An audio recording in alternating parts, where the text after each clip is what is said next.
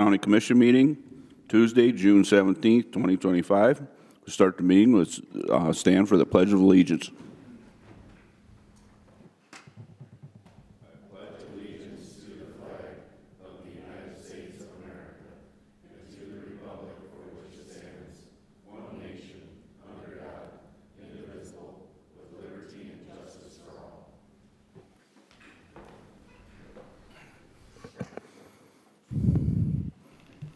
And I would like to take a moment of silence to observe for the lawmakers of Minnesota. We can just take a moment of silence, please.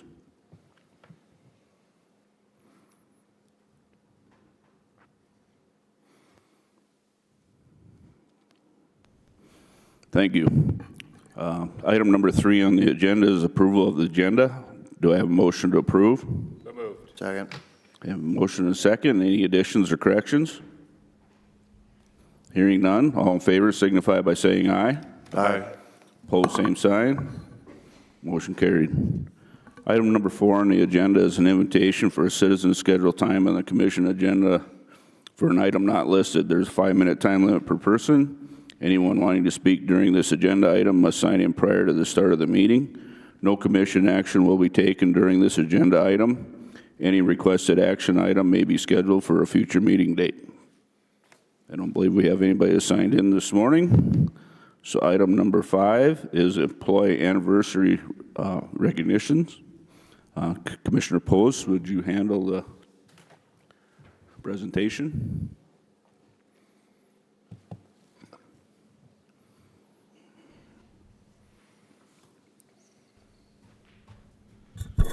First up to be recognized is Tom Chester.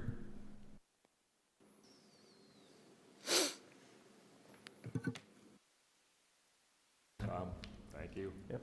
The certificate of appreciation is presented to you today. I gotta read it.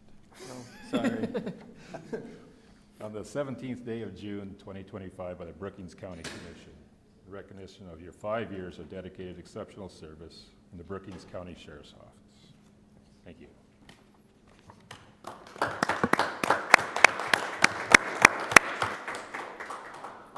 Matt.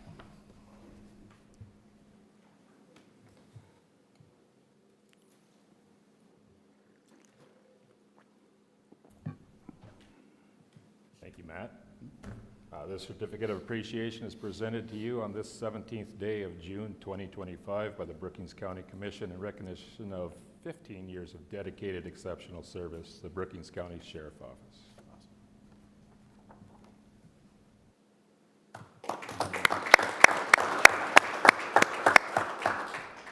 And Christine.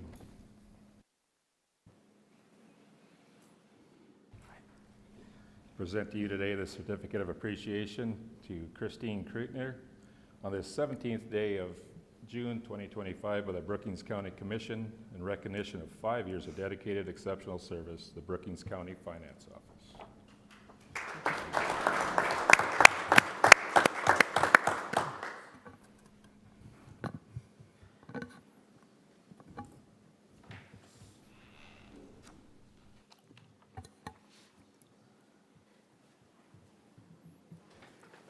Next on the agenda is consent agenda items. We have the minutes, travel and education requests, personnel action notices, cellular authorizations, and human services report. Do I have a motion to approve? So moved. Second. I have a motion and a second. Any comments? Any discussion? Hearing none, call roll, please. Vanderwall. Aye. Post. Aye. Miller. Aye. Hostler. Aye. Jensen. Aye. Motion carries. Moving on to routine business is approval of the claims. Do I have a motion to approve? So moved. Second. I have a motion and a second on the claims. Any comments? Any questions? Call the roll, please. Post. Aye. Miller. Aye. Hostler. Aye. Vanderwall. Aye. Jensen. Aye. Motion carries. Department head reports. Start with Brian from the Highway Department.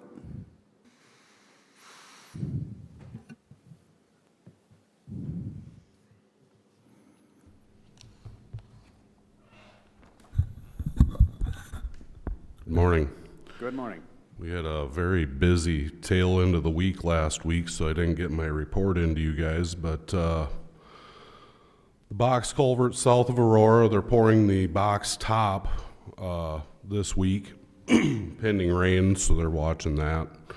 I was out and visited both that site and the bridge on 482nd Avenue near Elkton, and they'll be pouring the bridge deck this week on them. So it looks like we'll have a couple of structures, barring Mother Nature's cooperation, completed this week.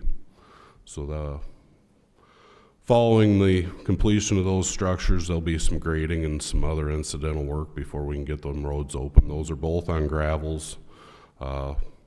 But like I said, there will need to be some grading to shape the roads back into those structures, and then the county will follow with the final surfacing and any site prep work that needs to get done after that. As far as seeding, with the seasonal restrictions, will take place, but you know, as far as erosion control and that, and then some minor fencing, but other than that, those two structures should be completed within June, I'm hoping. So our big one here, our chip seal was, our single chip seals were completed last week, June 10th through the 13th. The BCOAC parking lot was also completed Friday. The 1921 building was completed Friday also. I'm going to be working with the city. We're going to do a little horse trading with some equipment, and it sounds like they are going to assist us in getting those parking lots cleaned up with their street sweeper. So that'll be a lot of help. And then we'll get those parking lots striped, and those will be done. Also, just to remind the commission that Brookings County 12 through Sinai, Brookings County 40 and Brookings County 42 north of White were all completed last week as part of our chip seal project, and now we're working on kind of final cleanup, and then that'll follow with the county doing the fog seal, and then we'll get them striped. So hopefully this is kind of the July time frame. We're hoping to have all those completed. The striping contractor's been in town working with the city on their vast project through town. I'm sure you've seen the work that they're doing with their slurry seal. That same striping contractor will be around to assist the county and hopefully get ours stripes, so we don't have to wait until the snow flies before we have stripes. So just reminding you guys of that. 16A, Monday, June 9th, we had that closed. The department replaced a culvert on the east end of that project. We also began laying gravel in preparation for the processing, and then I talked to this contractor yesterday. It's looking like the second or third week in July they'll be in there to process that, and so hopefully by August that's kind of wrapped up with the chip seal.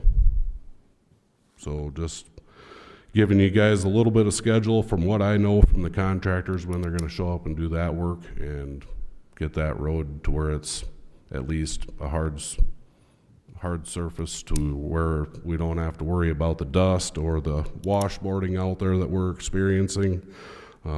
Like I said, we're laying gravel now in preparation for that, but once the contractor moves in, there'll be some additional closures, but I wouldn't expect those till the second or third week in July. And finally, just kind of remind everybody, I know I've heard of a few deer hits. We actually had one county vehicle hit a deer.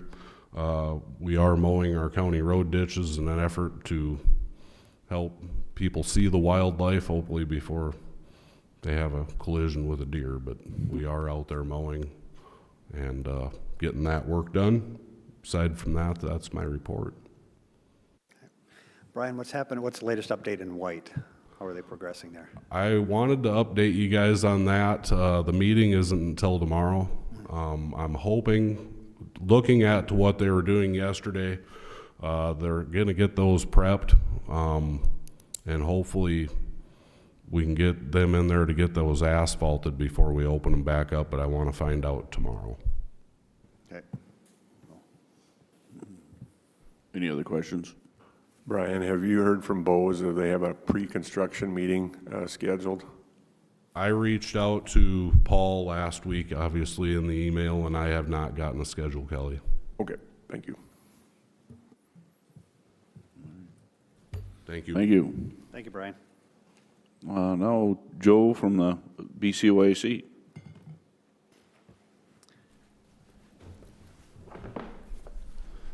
Morning, Commissioners. Morning. Morning, Joe. So I just got a quick update for you guys. Start with attendance. Attendance has been looking really good. Archery range is always a struggle, but still not bad. From January to May, we had 578. Gun range is always kind of steadily going up, which is great to see. We were at 1343 from January to May. And then event totals was 9,271.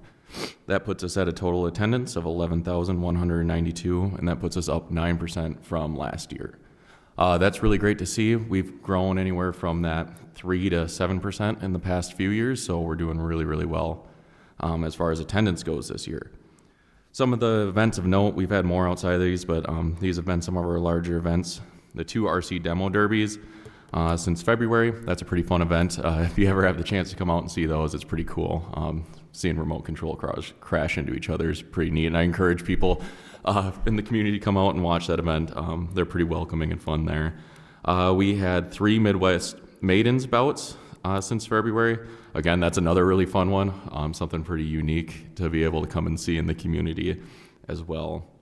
The next 2 I am super excited about. So we had our Welcome to Summer event on May 21st. It was the largest Welcome to Summer event to date, and there was 338 attendees. And at the time, that was our largest event ever. So that was sweet. We had, I want to say, over 21 different members of the community groups from the community out to help with that event. We had things like archery and then a food truck out there, and it was pretty sweet to see everybody come out for that. And then about 10 days later, we beat our record. We had the rummage sale, so we had about 30 vendors out, and the entire archery range filled out with people, and we had 540 attendees. It's the largest event by far that we've ever had out there. Lisa did a lot of work in setting these up. They were kind of in the work before I even started, which was awesome to see. And so I've been really, really impressed. Our part-time staff was phenomenal in stepping up, watching kids while they played with a lot of our yard games and stuff in the Welcome to Summer event. So they did a lot as far as making sure everything went smoothly, and then with teardown as well. So big shout out to those guys. They've been really, really great. Maintenance. So the big one that we had was the berm cleaning. Stacy, if I could get the camera. I attached the invoice here. There we go. It's pretty straightforward, and I'd be happy to send a copy afterwards, but the total is probably what we care about the most. It came out to just about 18.1, which is more than we were quoted, but I will say I was really impressed with this group who did the mining of the berm this time. The professionalism was really, really good, as opposed to maybe some of the groups we had in the past. You really had to watch them, whereas this group made sure that we were involved in every step of the way. So I was really satisfied with the work they did. Next time we have to do it, I will shop around some more, but obviously the quote's only as good as the work that they actually end up doing. But that was pretty good. I was impressed with that. They did tell us that we could probably wait a little bit longer before we mine again, and gave me some ideas of how to calculate the amount of lead per lane in the berm. So that's something that we can maybe look towards putting off a little bit farther in the future. So that was some really useful information. Joe, how much lead did they get out of there?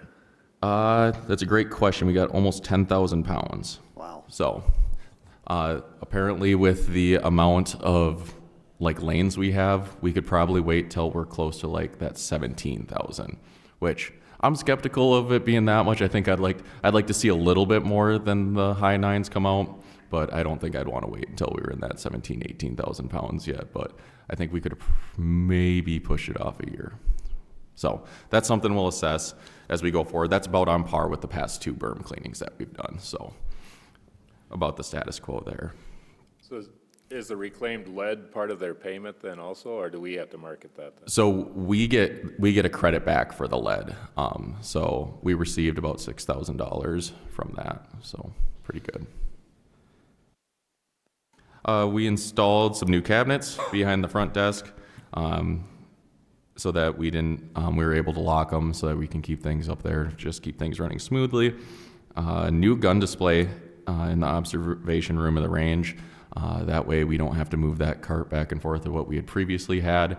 And then I also feel that it's a little bit more secure for our rental firearms. It's just another entry key that you have to get through there. So we like keeping them back there in that observation room, and it looks really sharp, and it was super heavy. So it was fun to move in. Safe and Secure moved one of the cameras from the archery range. We had one camera that was getting hit by the divider if you've been into our archery range when people were moving it a lot, and it wasn't really providing us any field of view that we weren't already gaining from other cameras, so we moved it up so that we can see the mez, because we didn't have any camera coverage of the mez. Some of the upcoming things that we have, so this first one is something that we've rolled out for the past 2 weeks. We have half off for certain groups during the summer, so for day passes, we're doing it for military, fire, EMS, and then law enforcement. I believe the one we have coming up Thursday is EMS. Unfortunately, we haven't had anybody take us up on these half-off day passes, so if you know anybody who's involved in the emergency medical system, we'd love to have them out and give them a half-off day pass to come shoot with us, and we open at 10 on those days. That information's available on our Facebook and our website, so come on out and see us. And then we expanded the 25% off discounts to those same groups for EMS and fire would be the expansions as well for the memberships. Others, these are two that I'm pretty excited about. We were talking about a little bit prior. So we're exploring the prospect of holding community classes this summer. Hopefully we can get the ball rolling. Some of the meetings with insurance is just taking a little while to schedule, but we just about have the go-ahead to hold. I'd like to hold some community archery and BB gun classes as well during the summer. And then with my background in outdoor education, I'd love to hold some outdoor education. I can't think of anything that would be better for the Outdoor Adventure Center than to offer some more outdoor ed opportunities for the people of the community. So that's something I'm going to be looking into, and I'm really excited to get that rolling. I know it's something we've had in the past, and I think it's something that would be prudent to keep going in the future. The next one I'm also super excited about. We'll be a partner in the planning of the Trout Extravaganza next year. If you're not familiar, Trout Extravaganza is an event that brings in usually between 400 and 600 youths for a weekend, usually the third weekend in May, to the Indian Hills Pond to fish for trout that Game and Fish has partnered with us to stock. It's a great community outreach opportunity, and this year, due to some aging groups in the community, they weren't able to carry the torch on this year, and now after a pretty public outcry for wanting the program to come back, we decided to jump in and help with the planning of it. So we also have a few great partners in the community that are stepping up to help carry the load, but the OAC is going to be involved in that with the planning going forward, and then also my time when I go out there for the actual event. So we're super, super excited about that. Any questions? Good. The discount you offer to fire and EMS, is that active or retired? Is it? For EMS, it's active, so you just have to have any sort of identification saying that you work in the emergency active medical only. system. Yeah. Okay. Yep, good question. Yeah, and then there are a couple pictures from the events. We had quite a bit of fun. Then the rummage sale, is that the first time that's been done out there? So that was the second time. We took a year off, and it was way more popular. We got asked countless times, like, is this going to be again next year? People really, really liked it. So the vendors, do they pay a fee to be there? Yeah, so we charged $25 per booth, and we marked off the entire range so that it was like equal size booths, and then they could purchase an additional table for $5. Okay. So it's pretty affordable, and it's a great opportunity for people who maybe don't have a house or a yard to hold their own yard sale, or just don't want to hold it at their own house too, because that can be a hassle. And then we had some crafters come out that were there as well and selling their stuff, so it was pretty sweet. Yeah, and then you get a lot of people in the building that probably have not been there before. Yeah, a lot of people that mentioned that were like, oh, I didn't know this was here, which is great to hear that they're finding out that we're here. We had a few inquiries about memberships as well, so yeah, I thought it was really productive, and our staff did great stepping up to help with it too, so. Yeah, good job thinking outside the box there. Yeah, well, that idea was all Lisa. We worked together to plan it, but I have heard it, and I was like, yeah, that's a great idea, so. Awesome. Thank you. Yeah, of course. Thanks, guys. Keep up the great work. Thank you. Sheriff. Lori? The only thing is to inform you that legislative audit has started, the audit for 2024. They are located in the conference room next to our office. They're in and out. If you have any questions or concerns you want them to look at, you can sure stop in and let them know, or let me know, and I'll move that request along to them. Okay. Thank you. Richard from the Planning and Zoning.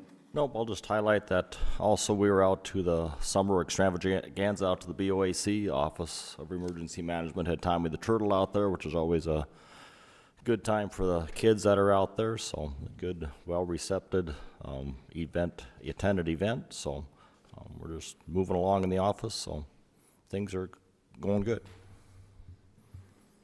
Okay, thank you. Item C on the agenda is Finance Officer Report, which includes be it noted items, auditor's account with the treasurer, payroll and additive totals, highway expenditure report, register of deeds statement of fees collected. Number 2 on there is action to approve the second quarter general fund transfers as per budget appropriations. Do I have a motion to approve? Move to approve. Second. I have a motion and a second. Any comments?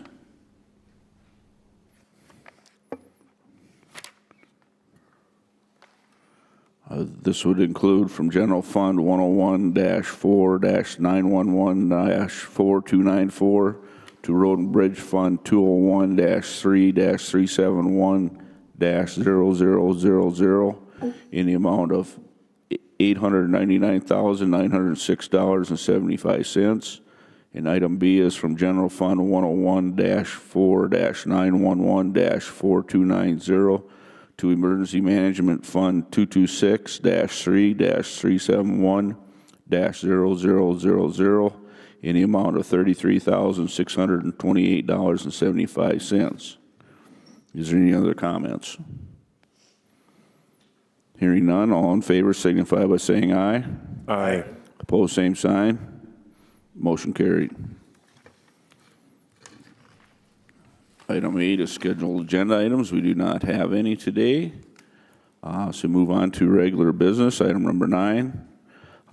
First reading of ordinance 2025-03, an ordinance authorizing rezoning of a portion of northeast quarter of government lots 3 and 4, executive lot 1, block 1, and lot 1, block 2 east Goldsmith subdivision, and executive block 1 Rose Edition and executive block 1 Van Kooten Family Farm Edition in section 9, township 110 north, range 51 west of the 5th meridian, Brookings County, South Dakota, which is in Volga Township.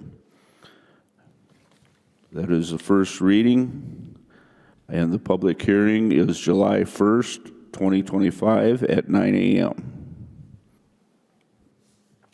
Item B is also first reading, ordinance 2025-04, an ordinance authorizing rezoning of east 1 acre of Rudabush Addition, easterly 2 acres of lot 1 in northeast quarter of section 4, township 109 north, range 50 west of Madera Township.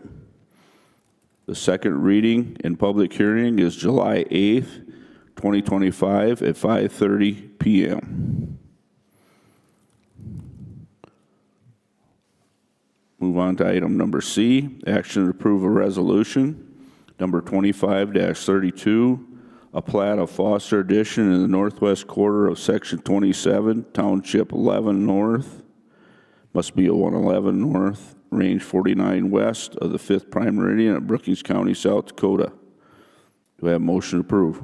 So moved. Second. I have a motion and a second. Any comments? This plat was unanimously approved by the Planning and Zoning Commission at their June 3rd meeting. Okay. Any questions or comments? Hearing none, call the roll, please. Miller. Aye. Hostler. Aye. Vanderwall. Aye. Post. Jensen. Aye. Motion carries. Item D, action approve resolution number 25-33, a plat of Coke Addition in the county of Brookings, South Dakota, located in the southwest quarter of section 33, township 111 north, range 47 west of the 5th prime meridian, Brookings County, South Dakota. Do I have a motion to approve? So moved. Second. I have a motion and a second. Comments? Yes, this also was a former building site that was approved unanimously by the Planning and Zoning Commission at their June 3rd meeting.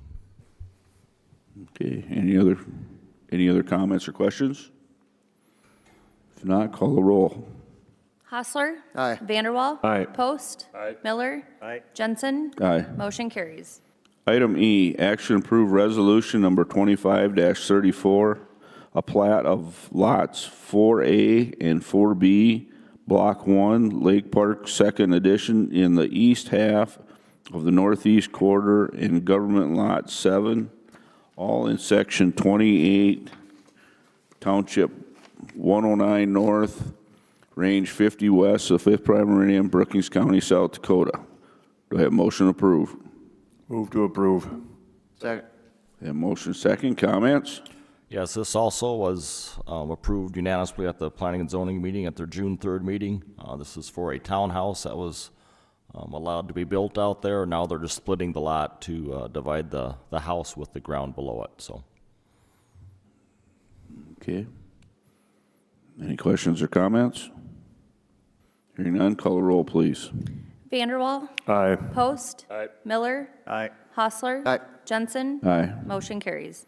Item F, action to approve resolution number 25-35, a plat of Lot 31 of Turtle Bay Addition, located in the south half of Government Lot 1 in the northeast quarter of Section 29, Township 109 North, Range 50 West of the 5th Prime Meridian, and in a portion of the northeast quarter of southeast quarter of Section 29, Township 109 North, Range 50 West of the 5th Prime Meridian, and a portion of Government Lot 2 in the southwest quarter of Section 28, Township 109 North, Range 50 West of the 5th Prime Meridian, all in Brookings County, South Dakota.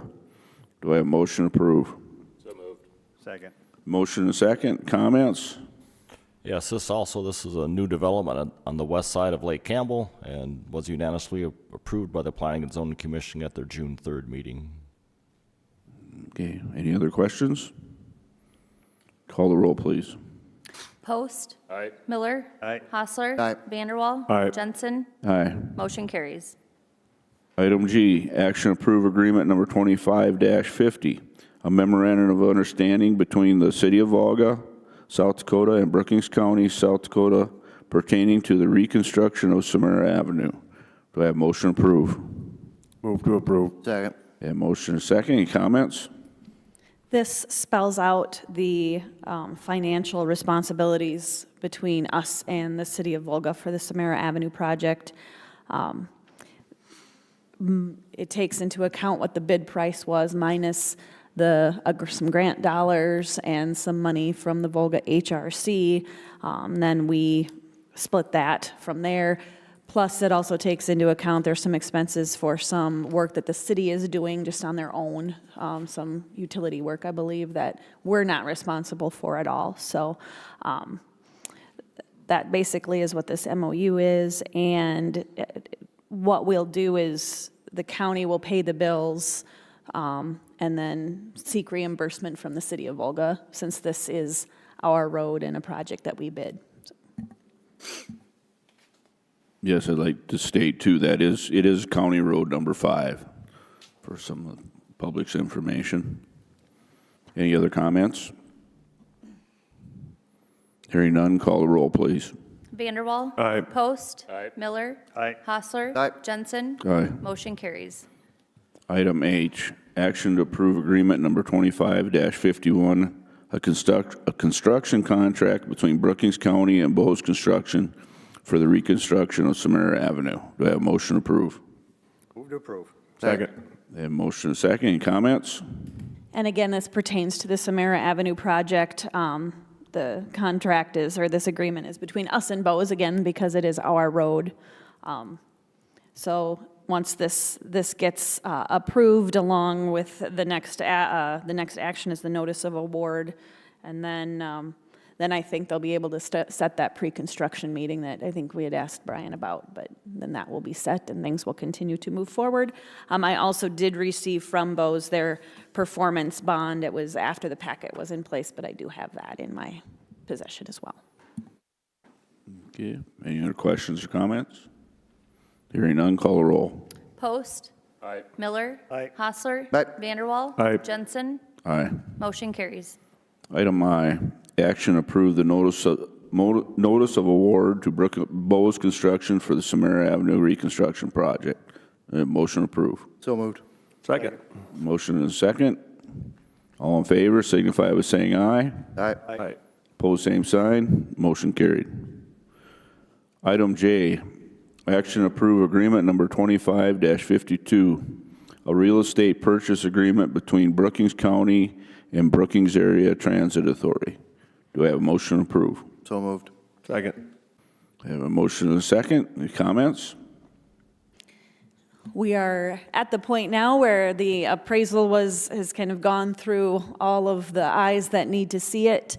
And this is the purchase agreement with Beta to purchase that building that's located out on our highway grounds. The purchase price, or that appraisal price, was for $449,000. Okay. Any other questions? Hearing none, call the roll, please. Miller. Aye. Hostler. Aye. Vanderwall. Aye. Post. Jensen. Aye. Motion carries. Item K, action approve abatement number 25-06, an abatement application made by Mary Rain for parcel number 19980-11148-041-00 in the amount of $421.14. Do I have motion approved? So moved. Second. I have motion and a second. Any comments?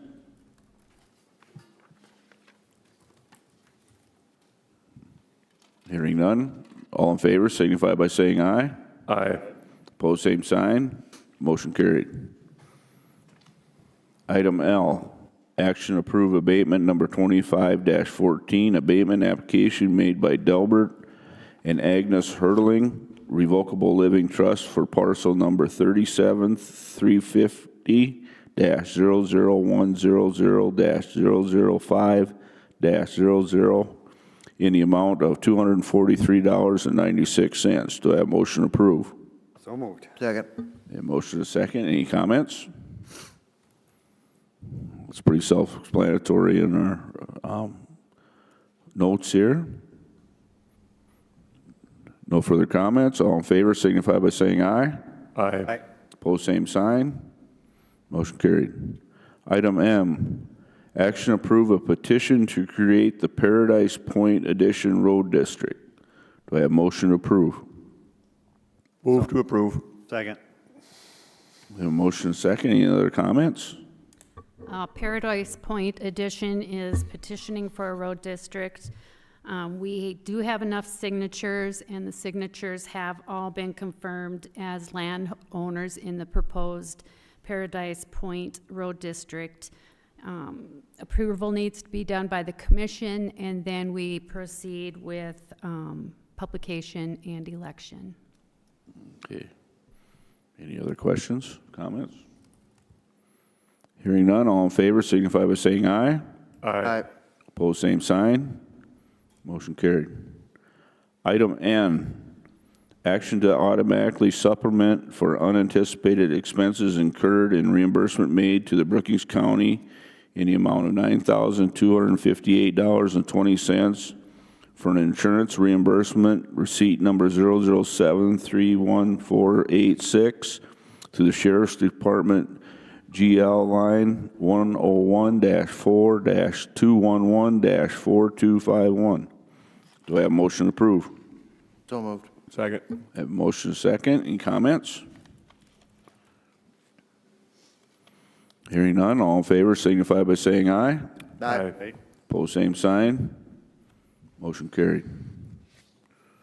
Item O, action to automatically supplement for unanticipated expense incurred and reimbursement made to the Brookings County in the amount of $1,000 for an insurance reimbursement, receipt number 0073197 to the Sheriff's Department General Line 101-4-211-4251.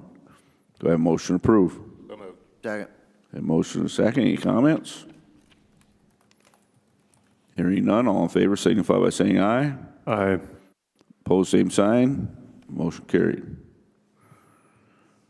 Now into action to approve a request to fill vacancy for appraiser and equalization office. Do I have a motion to approve? To approve. I have a motion and a second. Any comments? Hearing none, all in favor signify by saying aye. Aye. Pose same sign. Motion carried. Item Q, action to approve a request to fill a vacancy for a deputy sheriff. Do I have a motion to approve? So moved. I have a motion and a second. Any comments? Hearing none, all in favor signify by saying aye. Aye. Pose same sign. Motion carried. Item R, action to approve a request to fill vacancy for a corrections corporal in the detention center. Do I have a motion to approve? Second. I have a motion and a second. Any comments? Hearing none, all in favor signify by saying aye. Aye. Pose same sign. Motion carried. Item S, action to approve updates to the employee policies and procedures personnel manual. Do I have a motion to approve? So moved. Second. I have a motion and a second. Is there any questions or comments? I have a couple different questions. On the page 21, where it's talking about employees conceal carry, where that law changed, HB 1218, where it states anyone who is not an employee of Brookings County will not be permitted to bring or possess firearms. I don't believe that we can legally do that. Correct. I handed out an edit to that this morning to the weapons policy section that basically takes out everything except that House Bill 1218 language. Okay. Good. Yep. Also, I had a question on page 58. On the bottom of that page where they strike out, however, failure to rectify a situation which is causing a problem in the workplace. Why are we removing that? On the very bottom of that Yeah, page. failure to rectify. Says that.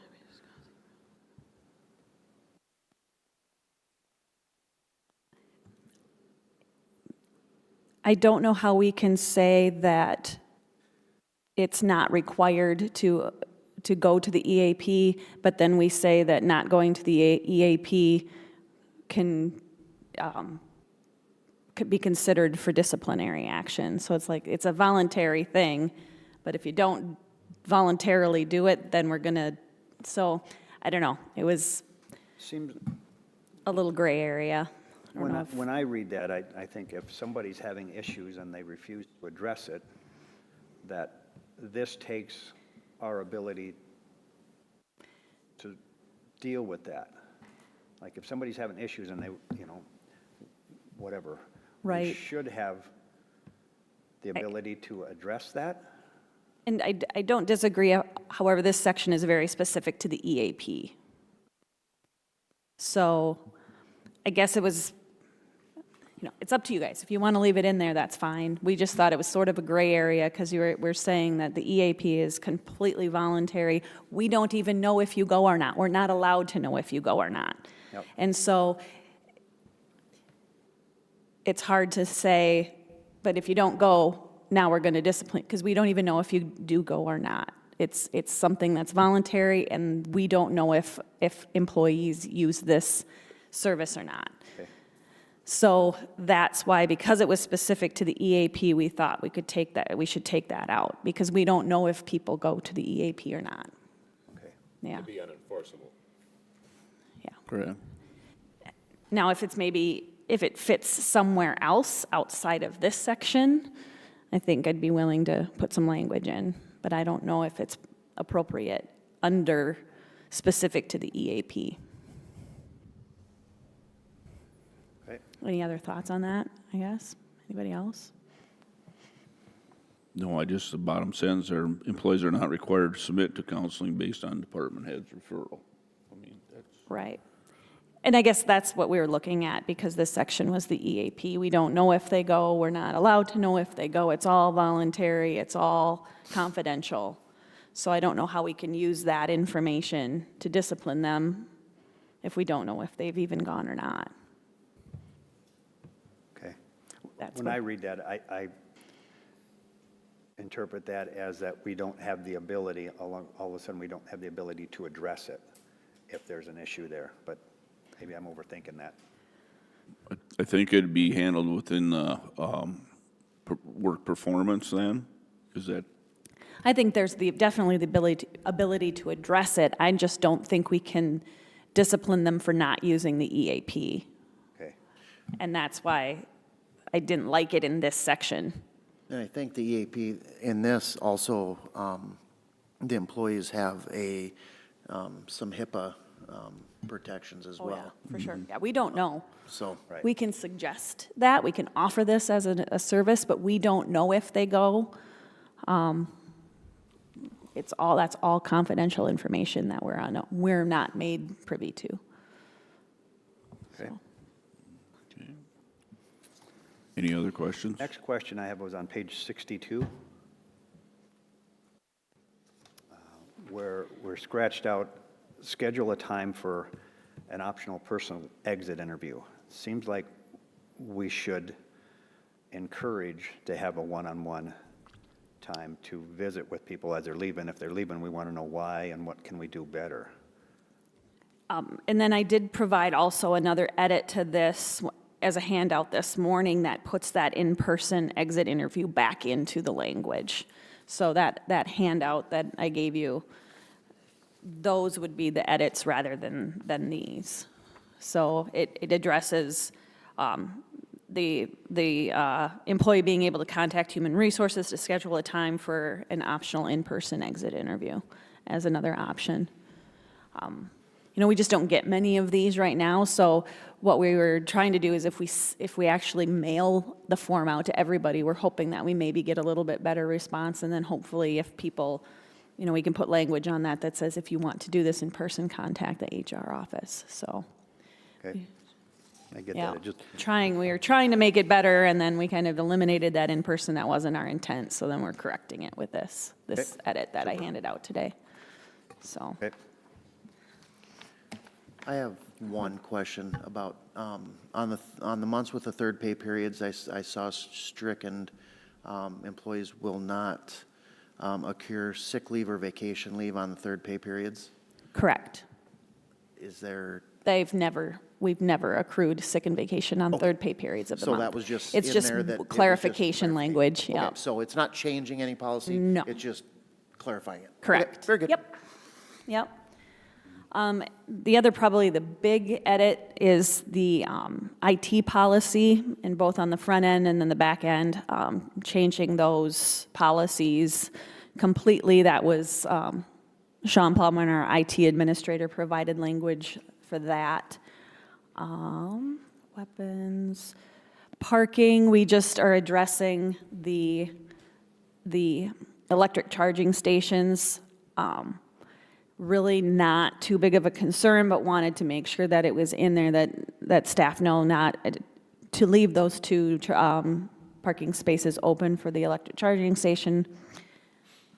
Eliminated here the personal use benefit because this just we don't have that any longer. Transfers, that's just language, that's just common practice. We're just putting it in there now as far as what happens with staff when they transfer from a higher pay grade to a lower pay grade voluntarily. Again, with this open recruitment, just posting external openings on the website, we already do that. It's putting it in there to note that that's what we do.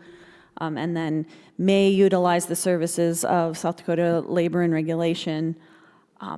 With them leaving Brookings, we really don't have a contact for that, but that information still is getting out there to them. So we just didn't want it to say shall, just in case.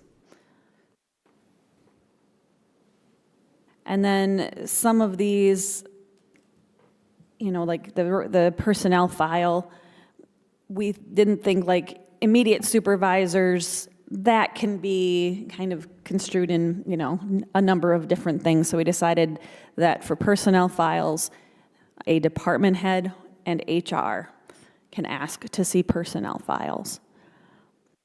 And it's the employee themselves for their own file, but that immediate supervisor isn't very well defined, and we just thought it'd be clearer just to say a department head can do that.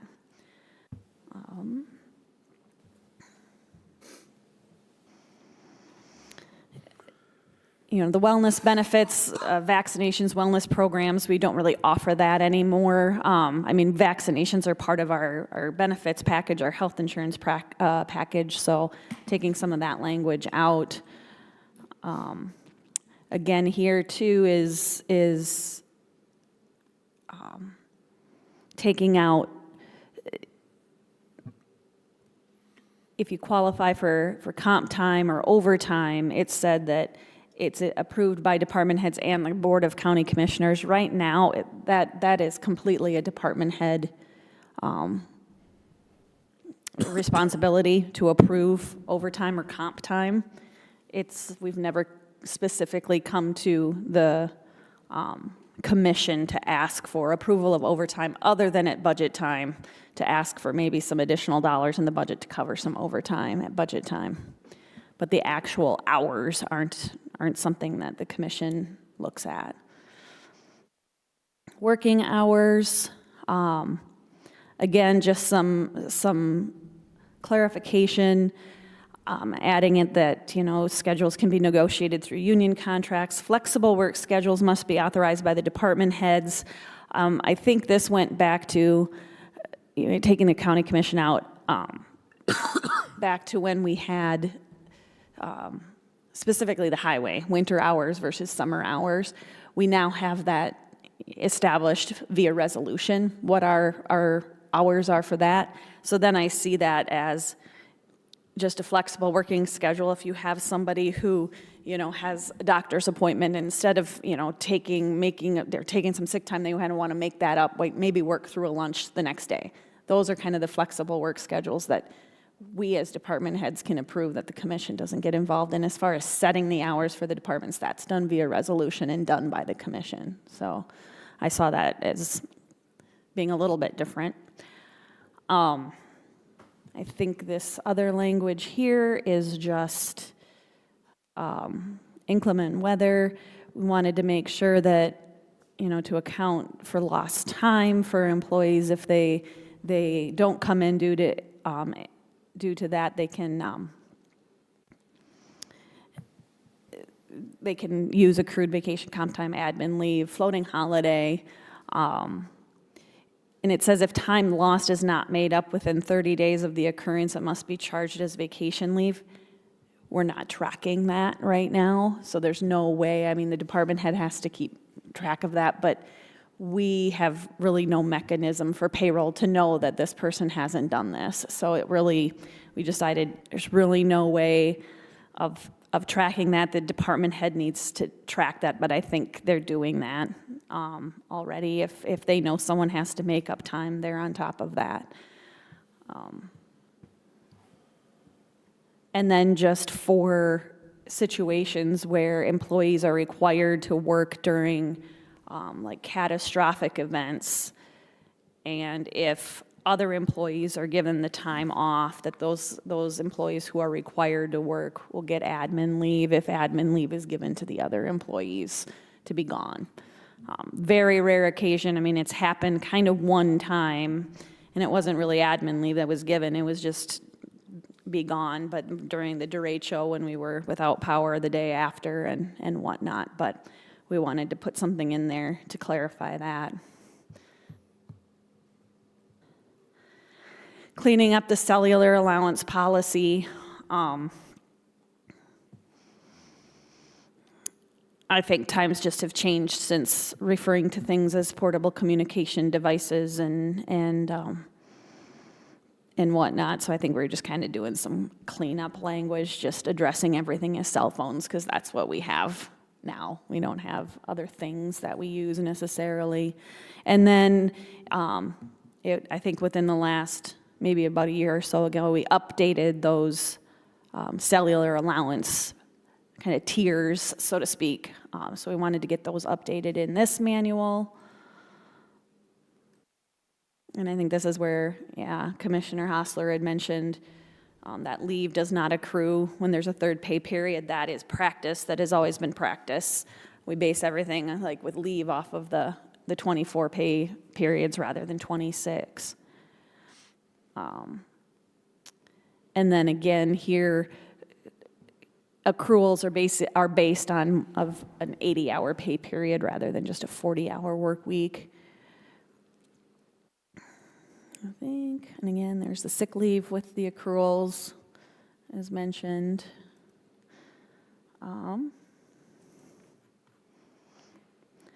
Floating holiday, we just wanted to reference union contracts have different rules for use of the floating holiday.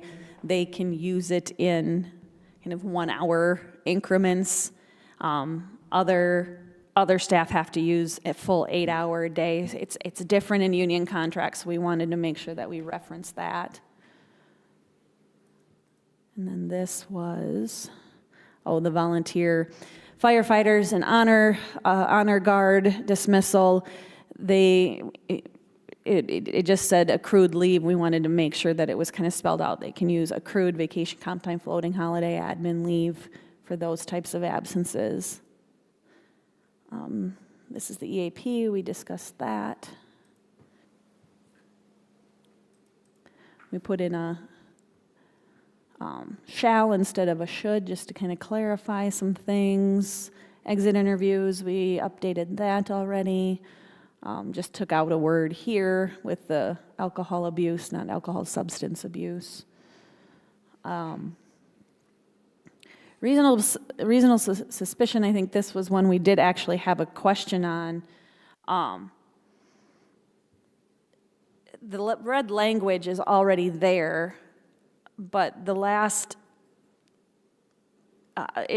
sentence is a supervisor department head must receive 2 hours in recognition and signs of drug and alcohol abuse. Who does that? I mean, it's in there, but we don't offer that to supervisors or department heads. I mean, What does that mean? I don't understand that statement. So this is part of the reasonable suspicion. All goes back to, if we go way back, it's part of our drug and alcohol policy. So if a department head has reasonable suspicion and detects sign of drug and alcohol, but it says that in order to think that you have reasonable suspicion, you have to have these 2 hours of recognition and drug training. Department heads don't. Most department heads, sheriff's office probably does. But A long time ago we had this. I mean, it was a long time ago. long time, yeah, because I have never been part of recognition and signs of drug and alcohol abuse training. That means the department head or supervisor has to have 2 hours of training in that Yep. Or they, before they can, Question the way it looks in this statement here. yeah. Or it looks like they should have that. I mean, I suppose it could be called into question if they don't have that type of training. Like, what are you basing your reasonable suspicion on? So I don't know, if it's something that you want Kristen and I to maybe look into getting some training for supervisors and department heads, we can certainly do that. I don't know if there's something that Marty is aware of to offer that, because I'm sure, He's walking away from the mic. no. Well, He's Sheriff trying brought to that up. ignore me. I mean, we used He's to. over there it getting used to have a- coffee. It used to kind of be called first contact in the mornings, and that's what, we always made sure the supervisor was there in the mornings when guys were called in to plow snow and that type of deal, and that was kind of based on this statement here. Yeah. But we were also trained in If you reasonable see suspicion. I somebody can't in the- remember where we got the training, though. but if you suspect, if I understand this correct, if you suspect somebody showing up for work in the morning and they're still drunk from the night before, if you don't have that training, you can't report it? Well, it says it's a supervisor department who is trained to detect the signs of drug and alcohol So use. if there's an issue there, who addresses it? Good question. Well, yeah, I think you can report it, you just can't require testing. But Because- like a mandatory testing that would be contingent on your further employment could be required by your department head, but you could certainly still report it. But what you do with that report, I don't know. I mean, it would be more of probably a thing you'd have to adjudicate at a normal disciplinary type deal where you could make a disciplinary action that then could be reviewed by the county commission, kind of like how disciplinary actions are right now. So this would just allow the department head to require a test, like a urine sample, if there's reasonable suspicion. So, and if they refuse, then you could probably, that'd be grounds for termination. So, But this does not, and this is above and beyond if a county employee is involved in a motor vehicle crash or something like that with DUI. That's completely something different. I think it would be a good idea to look into a training to see if there is something available. Yeah. Reach out to other counties to see if they have something. I mean, I'm sure Kristen's got tons of resources that she Yeah. can look to see. Oh, for sure, yeah. Yeah, we'll look into seeing about getting that training and then, see if it's something that it's, we need to do annually or whatnot, but we'll do some more looking into it so that language can just, it's language that's currently there. It's just, as we were reviewing this going, training, we don't have training for this, so Interesting. I don't let's understand maybe that. look It at that. seems like this is tying our hands. Like we can't, if you don't have that training, And that's why I flagged it. that's why I 'cause, question why yeah. we're putting that in there. We don't want to invalidate somebody's recognition of it just because they haven't been trained. So we either need to remove the requirement or provide the training. Yes, And this is already in there. We're not adding it. It's just Correct. highlighted red to bring it to our attention. correct. It's This is not current anything that- language. it's Yeah, this is act- current it's language. Yep. Okay, so I misunderstood that. I thought if it was red, that was being added in. No, this is current language that, as Kristen and I are going through this, we don't have this training right now, so, Do we want that in there? I don't see a valid reason for having that there. Dan? to require the training or just allow department heads to request a urine sample if there's reasonable I suspicion? don't know that the training's not a bad thing. Yeah. But I don't know that we say that we have to require that training to be able to report something. Well, I mean, I don't, it only takes one time probably where someone is being asked or forced to give a urine sample when maybe there isn't a reasonable basis because the department head is suspecting something that maybe isn't there. I mean, training's probably not a bad thing to require in that. It probably just would make us look better as a county if our department heads have that training to pick up on that, but maybe Lisa Marceau has more ideas on that. yeah, or we can look I at think our, I think that's where we had the training, was the highway superintendents, either at one of the some fall meeting or whatever, Doug Kirkus and them. right, that's what I was thinking, safety benefits might have Correct. something where they would even maybe, if they don't have something that you could take online, they could have something where somebody comes for Yeah. half a day. If it's just department heads, it's not a huge huge undertaking to get people there, so. Right. We'll look into it. We'll look into it and I can Yeah, report back. Worst-case but- scenario is somebody doesn't get reported for testing because the supervisor doesn't have training. That would put us on the hook. Right. Yeah. It just threw up some red flags as we were reading it, so. And then I think these last 4 pages here are just that IT policy, once again, just changing language of that. And that's it. So aside from, we'll look into that training, other than that, I think we're good to move ahead. We won't officially, this won't officially go into effect until July 1, mostly because that House bill under the weapons policy, that goes into effect July 1, so. But we'll make all the edits and get clean copies sent to you. And everybody will receive a copy, correct? Yes. Okay, any other comments? Thank you, Stacy, for you and Kristen, all the work you put into this. Okay, all in favor signify by saying aye. Aye. Opposed, same sign. Motion carried. Item 10 is Commission Department Directors Report.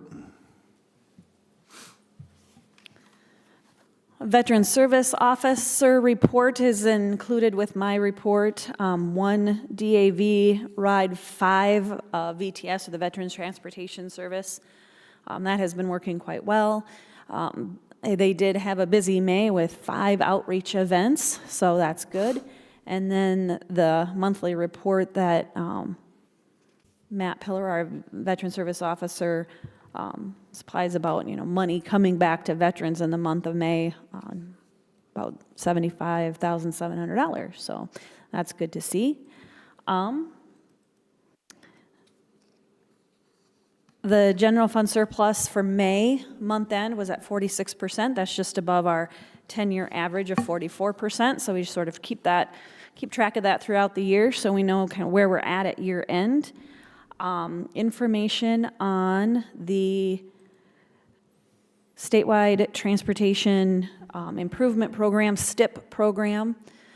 There is a meeting on that next Wednesday, the 25th at 11 o'clock. That's up in Watertown at the 1st District office.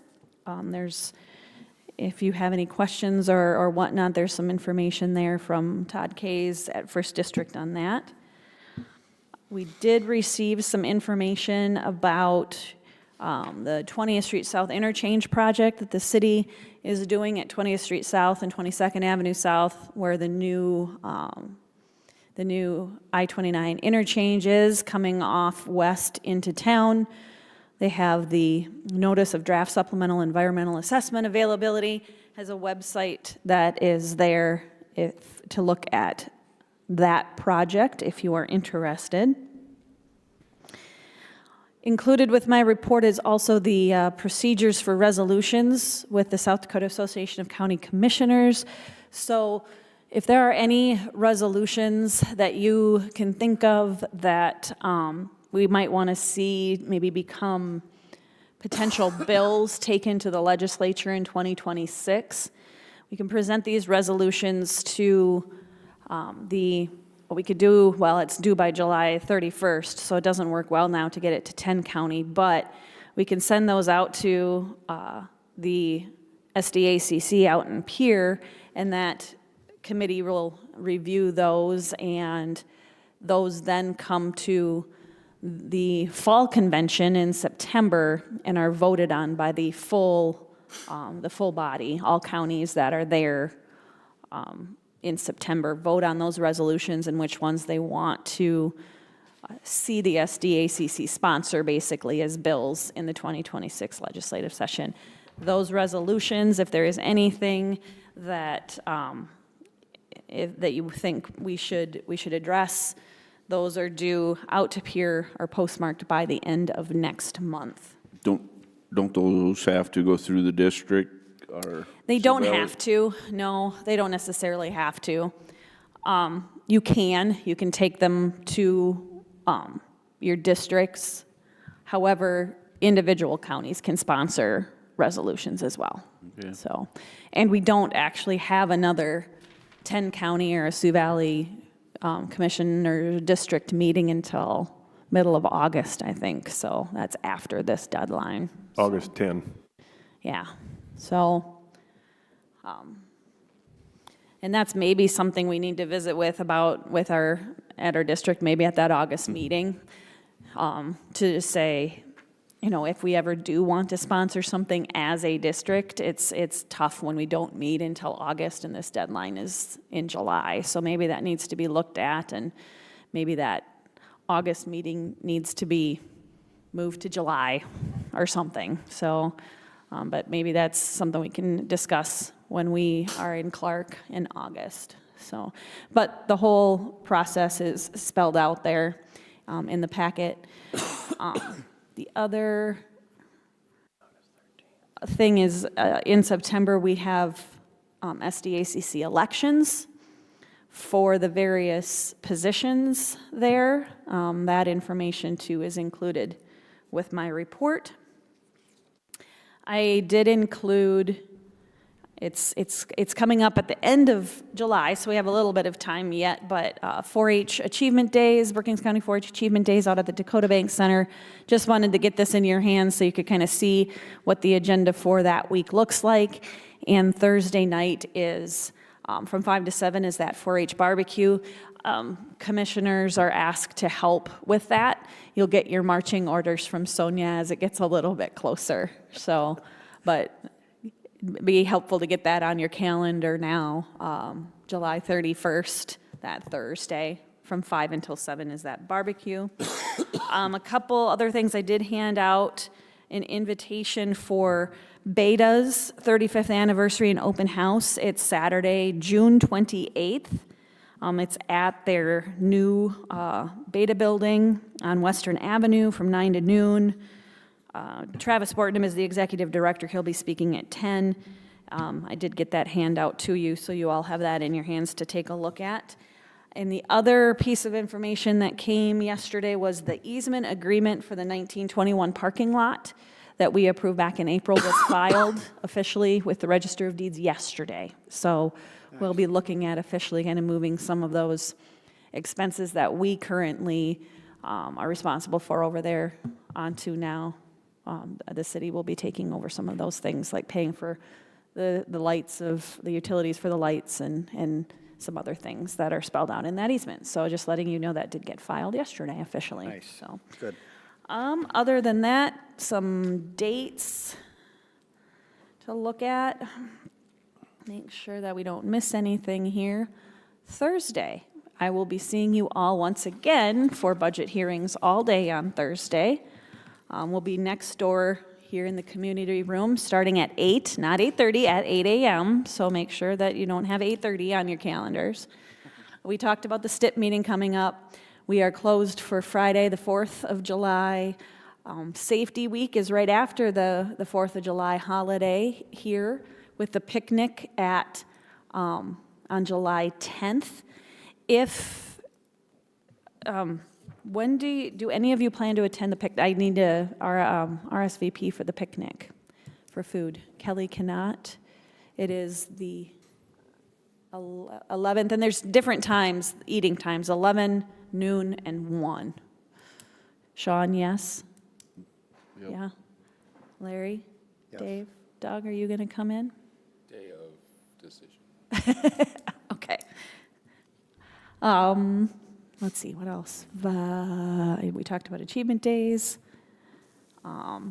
Yeah, just a few things, and then we kind of get out to August a little bit further. So that's all I have, unless you have questions for me.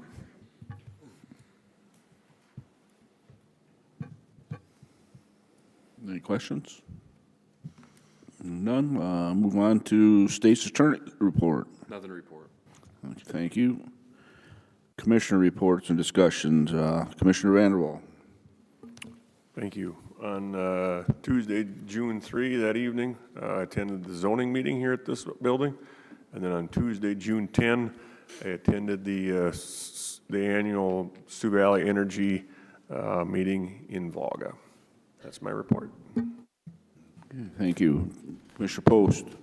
Yes, I also attended zoning on June 3rd in the evening, And on the 6th, I went to Judge Stoltenberg's retirement, which was a nice program in recognition for his years of service, and particularly special to me because he was the judge presiding over our adoption when we did that 5, 6 years ago. So we brought the kids along and everything, so. Okay, thank you. Commissioner Miller. Thank you. I also, on the evening of June 3rd, went to the planning and zoning meeting here in the building. The first one of those that I attend. Very interesting, informative. There's a lot that happens at those meetings. Last night, the 16th, I had a board of directors meeting for the Behavioral Health Center. We got to tour the new mostly completed building. It is a very well-done building and exceptionally, I'm amazed what they do over there. That's a fun board to serve on and opens a whole new world to things that are happening out there that I wasn't aware of. And so very appreciative of the county's support to make that happen, and it's progressing nicely. It's fun to hear the reports. And then yeah, I've been able to spend some really quality time in some budget books. So that's a fun learning curve. Okay, Commissioner Osler. Yeah, so I had pretty light couple weeks. On the 5th of June, attended the domestic abuse shelter monthly board meeting. Of course, we have recently hired Brianna Dorn, who is our executive director out there now, and they have gotten super busy in the last few months, which is a good thing. They're helping a lot of families in crisis and in need, and they continue to throw programs out and assistance to those families. So that is my report. Thank you. On June 4th, I attended Conservation District meeting. They're kind of wrapping up planting trees and doing a few seedings yet. They're also excited and planning for a county tour here that comes later on in the summer. With that, item number 13, I don't believe we have an executive session. No. That's a first. Item number 14, I have a motion to adjourn. So moved. Second. A motion second. All in favor signify by saying aye. Aye. Opposed, same sign. We are adjourned.